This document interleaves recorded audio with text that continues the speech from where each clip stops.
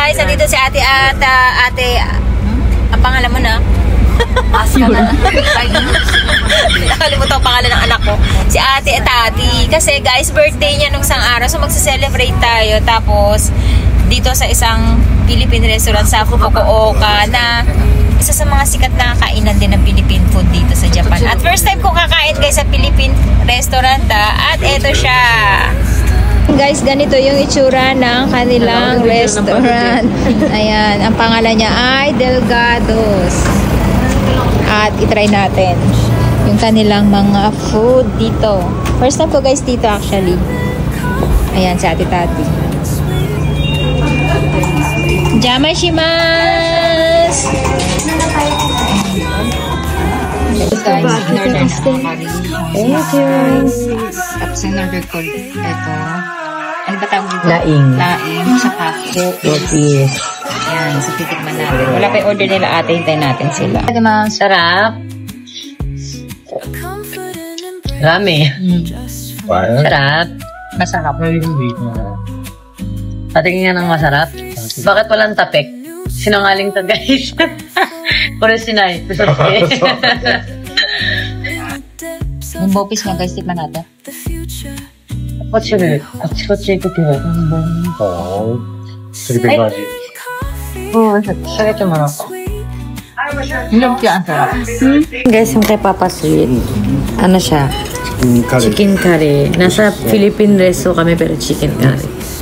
Diba? Lakas niya mag-trip. Ay, friends na yan. Sisig to. Sisig. Hindi mo na nga ako kilala, hindi mo pa alam to. Ayaw, di ba? Sisig ko sa nanay. Oo, may palabok.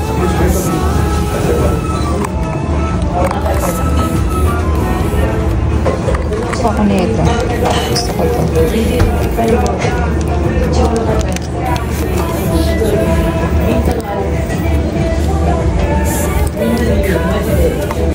Ano lasa guys? Guys? Anak mo yan guys. Kasi isa lang siya, ba't may S? Masarap diba?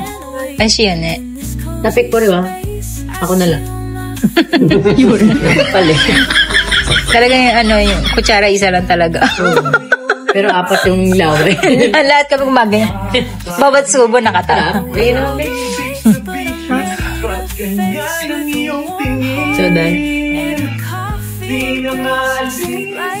Harap. Ako din. Tamis.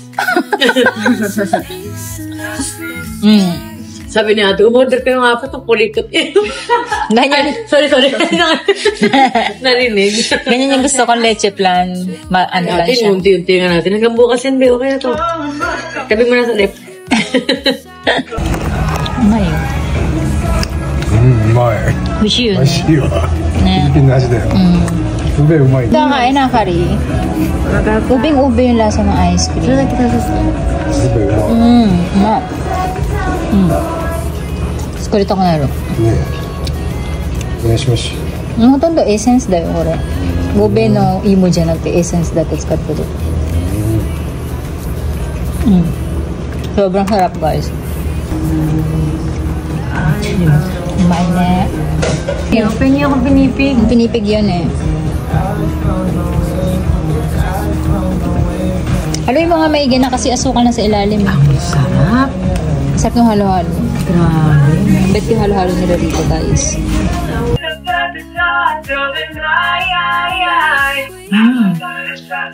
Ma 前で。